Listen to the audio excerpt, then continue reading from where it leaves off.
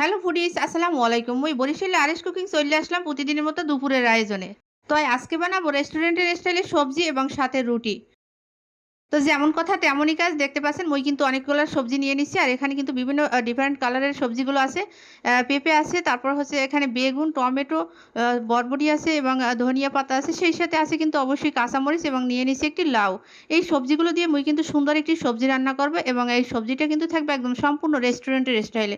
So বন্ধুরা, মই কিন্তু যেভাবে আজকে বানাবো অবশ্যই সম্পূর্ণ ভিডিওটি জুড়ে মোর সাথে থাকবেন। আপনারা কিন্তু এরকম একটা রেসিপি বানাতে পারবেন। সকালের নাস্তায় বা বিকালের রাতের ডিনারে যদি এরকম একটি খাবার খাওয়া হয়, অনেকটা স্বাস্থ্যসম্মত খাবার আমার মনে হয়। তো আমি অবশ্যই প্রায় কিন্তু এরকম একটি সবজি এবং রুটি বানিয়ে নেই বাসায়। সো আপনারাও কিন্তু এভাবে একটু বানিয়ে নেবেন। তাই আপনাদেরকে আজকে শেয়ার করলাম সম্পূর্ণ ভিডিওটি জুড়ে। একটা লং ভিডিও বানাতে প্রচুর সময়ের প্রয়োজন হয়। বন্ধুরা, মুই যদি যেভাবে ভিডিওটা বানাচ্ছি, মোর ভিডিওটি যদি সম্পূর্ণ আপনারা দেখেন, সেক্ষেত্রে কিন্তু মোর ভিডিওটা বানানোর সার্থকতা পায়। দেখতে মুই কিন্তু অনেকগুলো সবজি কেটে নিচ্ছি অলরেডি। দেখতেই পাচ্ছেন এখানে কি সবজি আমি দিয়ে দেবো, সেগুলো কিন্তু অবশ্যই আপনারা কিন্তু দেখতে পাচ্ছেন। আর বুয়ারা, আপারা, ভাইয়ারা, আমি যেভাবে সবজি কেটে নিচ্ছি, আপনাদের যদি এভাবে ভালো না লাগে, আপনাদের পছন্দ অনুযায়ী কিন্তু আপনারা কেটে নিতে পারেন। সম্পূর্ণ সবজিগুলো আমার পছন্দ অনুযায়ী আমি কেটে নিচ্ছি। এবার কিন্তু এটা রান্না করে নিব। ধুয়ে নিলাম, এখন রান্না করে দেবো মই। এবারে আমি একটু ননস্টিক কুকিং বসিয়ে দিচ্ছি, সেই সাথে তেল এবং পেঁয়াজটা ভেজে নিছি। পেঁয়াজটা কিছুক্ষণ ভাজার পরে আমি 1 চা চামচ পরিমাণ আদা রসুন দিয়ে দেবো। আর দিয়ে দিচ্ছি এখানে কিন্তু অবশ্যই তেজপাতা কিন্তু দিলে ভালো লাগে সবজি রান্নার ক্ষেত্রে। আর আদা রসুন পেস্ট মই কিন্তু দিয়ে দিচ্ছি 1 চা চামচের একটু বেশি পরিমাণে। সো বন্ধুরা, মই কিন্তু এই আদা রসুন পেস্ট দিয়ে আবারও ভালোভাবে ভেজে নিব যতক্ষণ পর্যন্ত কাঁচা গন্ধটা চলে না যায়। ভেরি সিম্পলভাবে সবজিটা রান্না করব, রেস্টুরেন্টের স্টাইলকেও কিন্তু হার মানাবে। এত টেস্ট হয়। মুই যেভাবে রান্না করব, মোর সাথে থাকলে আপনারা কিন্তু এরকম একটা অবশ্যই সুন্দর ভাজি বানাতে পারবেন। আর মুই কিন্তু এর সাথে অবশ্যই 1 চা চামচ পরিমাণ জিরার গুঁড়া অ্যাড করে দিচ্ছি। ফাইনালি মুই কিন্তু সবজিগুলো এবার দিয়ে দিচ্ছি। আর সবজিগুলো দিয়ে অবশ্যই ভালোভাবে নেড়েচেড়ে নিতে হবে। আর সবজিগুলো দিয়ে সুন্দরভাবে কিন্তু এখানে কোনো রকমের পানি এড করব না। ভালোভাবে মুই কিন্তু অবশ্যই ভেজে নিব, দেখতে পাবেন সম্পূর্ণ তেলের সাথে। বন্ধুরা, মুই কিন্তু এটা দিয়ে ভালোভাবে নেড়েচেড়ে নিচ্ছি। আর এই সবজি থেকে অনেক পরিমাণ পানি বের হবে, সেক্ষেত্রে কিন্তু মোর এখানে আর এক্সট্রা পানির প্রয়োজন হবে না।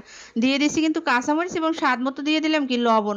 মুই কিন্তু এই উপকরণ দিয়ে ভাজিটা করবো, এখানে এক্সট্রা কোনো কিছু মশলা আর অ্যাড করবো না, শুধু লবণ এবং কাঁচামরিচ আর সেই সাথে পেঁয়াজ কুচি এবং দিয়ে দিলাম জিরার গুঁড়ো। অবশ্যই সেটা দেখতে পেরেছেন মই কি দিয়ে দিলাম। এ পর্যায়ে মই কিন্তু ঢাকনা দিয়ে ঢেকে কিছুক্ষণ কুক করে নিব। দেখতে পাচ্ছেন মই কিছুক্ষণ কুক করে ফিরে আসলাম। দেখতে পাচ্ছেন সিদ্ধ হয়ে কিন্তু একদম অর্ধেক হয়ে গেছে সম্পূর্ণ সবজিটা।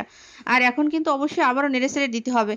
এর ফাঁকে মই আরও নেড়েচেড়ে দিচ্ছিলাম। বন্ধুরা, মই কিন্তু এভাবে নেড়েচেড়ে এই সবজিটা সম্পূর্ণ ভেজে নিব। আর সবজির কালারটা দেখেই বুঝতে পেরেছেন মোর সবজিটা কতটা সুন্দর হচ্ছে। আর এরকমের সবজি খাওয়া শরীরের জন্য, স্বাস্থ্যের জন্য অনেকটা উপকারী। তো মুই যেভাবে রান্না করেছি দেখতে পাচ্ছেন। এ পর্যায়ে মুই কিন্তু দিয়ে দিলাম কি ধনিয়া পাতা। ধনিয়া পাতাটা দিয়ে দিচ্ছি, এবার আমি নেড়েচেড়ে নিচ্ছি। আর এই ধনিয়া পাতাটার জন্য এতটা আকর্ষণীয় এবং একটি ফ্লেভারযুক্ত সবজি হবে যেটা বলার বাহিরে। অবশ্যই দেখতে কিন্তু এটা একদম হয়ে গেছে। ফাইনালি কিন্তু এখানে কোনো প্রকার পানি অ্যাড করা হয়নি। সম্পূর্ণ কিন্তু মুই তেলের সাথে এটা ভেজে নিচ্ছি এবং অবশ্যই হয়ে গেছে, নামিয়ে নিলাম।